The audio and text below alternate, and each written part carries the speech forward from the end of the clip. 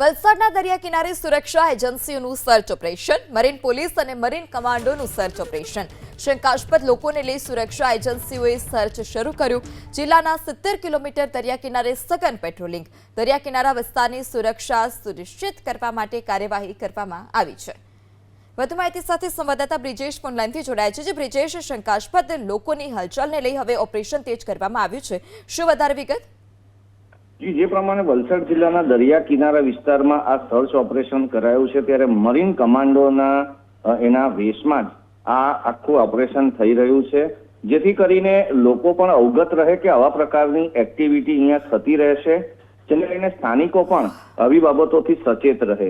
આ સાથે જે મરીન કમાન્ડોસ છે તેઓએ તમામ લેન્ડિંગ પોઈન્ટ એટલે કે બોટ ક્યાં ક્યાં આવી શકે છે તેની પણ તપાસ ઉઠવી. ખાસ કરીને એના લોકેશન જે કહેવાય છે તેને તેઓએ નોંધ્યા છે. 70 કિલોમીટરનો દરિયો જ્યારે આખા વલસાડ જિલ્લા અને સંઘ પ્રદેશને આવરી લેતો હોય છે, તેવા સમયે આ દરિયા કિનારા ઉપર ક્યાં ક્યાં લોકો આવી શકે છે, કેવી રીતે બોટથી એન્ટ્રી લઈ શકે છે, અંદર સુધી આવી શકે છે, આ તમામ બાબતોની આજરોજ તપાસ થઈ હતી. લોકો સાથે વાતચીત પણ થઈ હતી અને આવા પ્રકારનું રૂટીન ચેકઅપ સતત ચાલુ રહે, જેથી કરીને કોઈ પણ ઇન્ફોર્મેશન હોય તે પાસ ઓન થઈ શકે તેવા હેતુથી આજરોજ આ કાર્યવાહી થઈ હતી. જી બ્રિજેશ, માહિતી બદલ આભાર.